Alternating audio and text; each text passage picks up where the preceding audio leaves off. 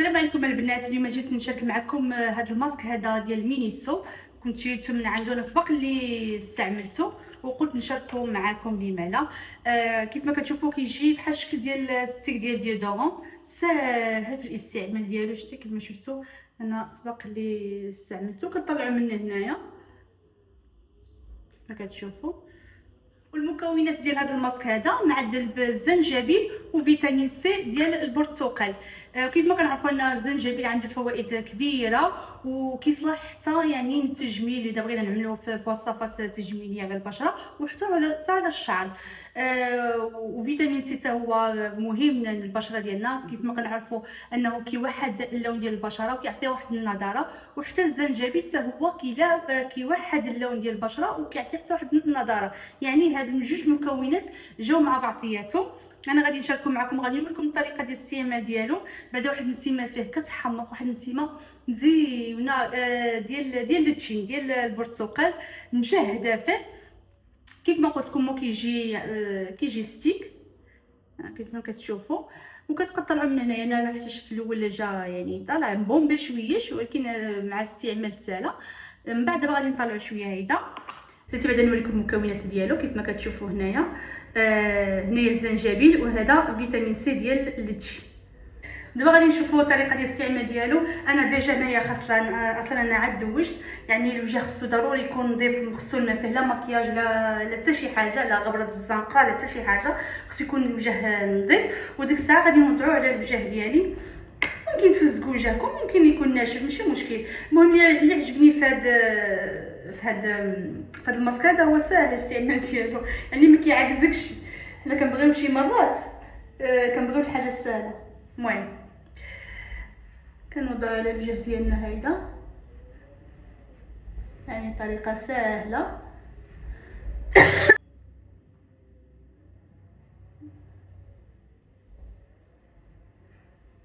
ما تقربوهش الدوره ديال العينين باش ما يعملكمش الحساسيه. كيف ما كنعرفوا ان الدوره ديال العين كتكون فيها الجلده رهيفه، تصلحناش نعملوا شي حاجه. وهذا الماسكات ديال مينيسو صراحه الله الناس كيستعملوهم بزاف، غنيين عن التعريف، مزيونين، كيصدقوا مزيونين، عندهم بزاف ديال الانواع ديال الماسك. وانا كل نهار مشيت وجبرت هذا، قلت عمري ما شفتو، نجربو نشاركو معكم. غادي نخلي واحد 15 دقيقه ومن بعد ديك الساعه غادي نغسلوه وغتشوفوا النتيجه ديالو. انا رجعت كيف ما قلت لكم من بعد من دازت واحد 15 دقيقه. دابا غادي نوريكم الطريقه اللي كنحيد بها انا الماسك. بدا اول حاجه باش ما كيعجبني نعمل نحيدو بشويه بشويه، ما كيعجبنيش نغسلو بدقه. كناخذ القطن وكنفزقو اما بالماء ورد اولا بالماء عادي. انا غادي نفزقو بالماء عادي، نعصرو ما نخليهش شي فازك بزاف، وكنمسحو بهذه الطريقه هذه. عاد ديك الساعه كنشلو باش كنتاكد منه انه تحيد مزيان.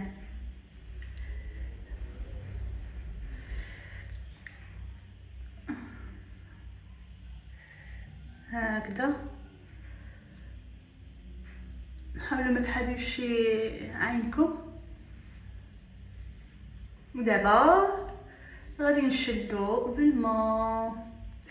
شفتوا كيخلي واحد البشره غزاله والله الا رطيبه. عرفتي كيفاش كانت البشره ديالي ناشفه. شفتي خلى الوجه رطب، عرفتي كان وجهي ناشف شاحت مع الماء ديال البحر والبيسين. كيف ما الشعر كيدقدق وكينشف، كيف ما حتى البشره حتى هي كتهلك بالشمس بزاف والجو هذا والبحر والكلور ديال لابيسين. الصراحه الله خص العنايه بزاف في فصل الصيف. والله خصكم تعملوا ماسكات، واخا ماسكات طبيعيين حتى هما مزيونين.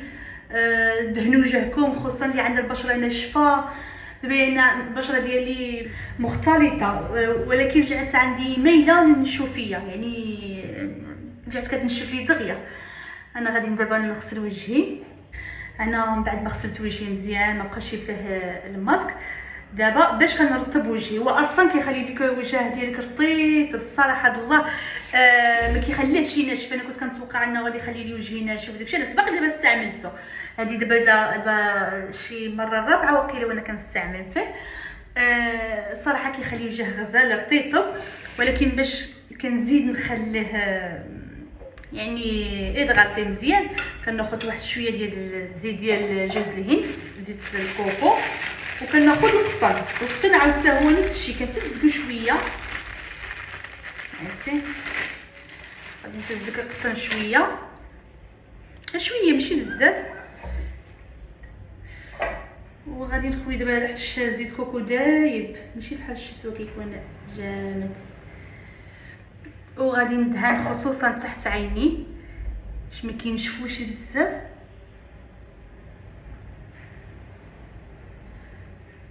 اللي وجهها دهني ممكن تستعمل شي كريمه اللي ولا بلاش. المهم انا هذه القاعده ديالي، انا دائما كيعجبني نعاود ملي نعمل شي ماسك يجيني ندوز شويه ديال زيت الكوكو فوق.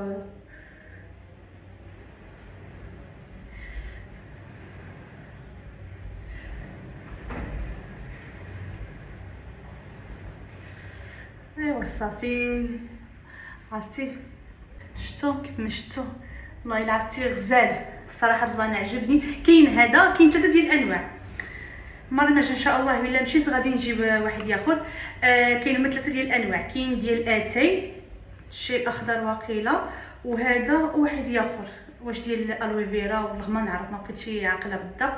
المهم انا بقيت حيرانه بين الشاي الاخضر وبين هذا، وقلت نجرب هذا. ديك الساعه بلاتي نسيت ما قلت لكمش الثمن ديالو. الثمن ديالو كيعمل قبل ما ننسى، حيت دابا ملي كنشري شي حاجه دغيا ما كنسى الثمن ديالها، خصني تكون باقي يعني نعمل لها فيديو تكون باقي طريه.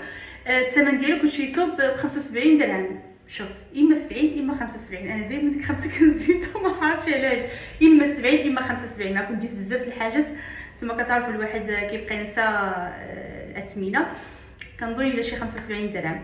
هادشي اللي كاين وهادشي اللي كاين. كنتمنى الفيديو ينال الاعجاب ديالكم. الى فيديو قادم، الى تجربه قادمه ان شاء الله. مع السلامه، باي باي.